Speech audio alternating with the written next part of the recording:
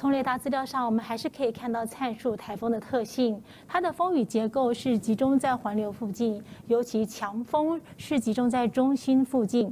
那么在它通过的过程中，我们目前观测到的阵风，在下午的时候，基隆北海岸的阵风已经从8级增强到9级。另外，新屋和马祖的阵风也增强到8级左右。但是提醒大家哦，今天强阵风现象仍然会出现。台风的环流它带来的云系一波一波仍然移入北台湾啊，预估到晚上北台湾地区还是断断续续会下着雨，有时候雨势大。另外，环流顺着我们的山脉，也有一些云系在山脉形成，所以中南部山区也是断断续续下着雨。平地的雨看起来稍微少一些，但是也是断续有雨。